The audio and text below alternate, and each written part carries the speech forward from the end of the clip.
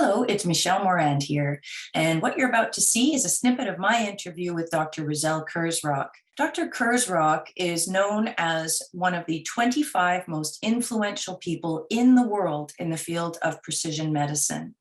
She also has over 800 medical science publications to her name.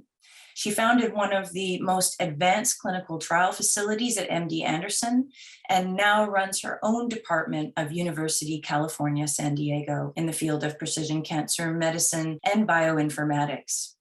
The full interview link is in the discussion, but what you're about to see is specific to certain key elements of cancer treatment that I believe every patient needs to understand. And you're hearing it from one of the world's most respected individuals. So I hope you enjoy this little snippet of my interview. And if you'd like to talk with me further about how we can help you get access to some of the things we're talking about in this snippet, please just reach out.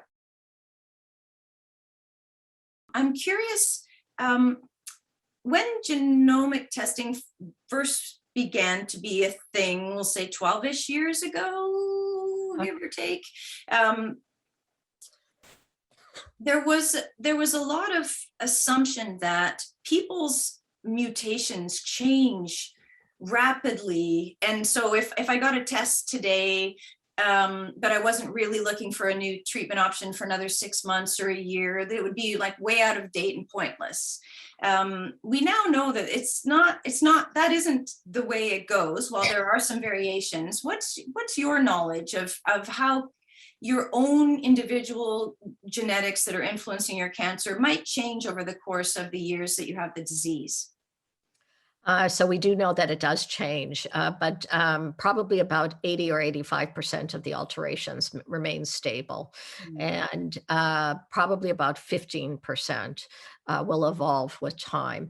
And they can also, by evolving with time, they can also cause resistance. So one thing that I do, for instance, for my patients is I will sometimes rebiopsy a growing lesion, or I will get a liquid biopsy. I will get a blood test to see if there's new mutations which have occurred.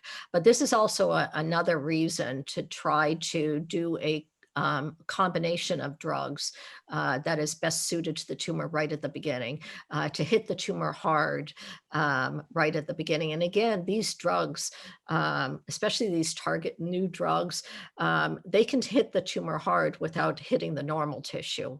Yes. And that's really what we want to do, because the harder that we can hit the tumor right at the beginning, the less chance the tumor has to evolve resistance.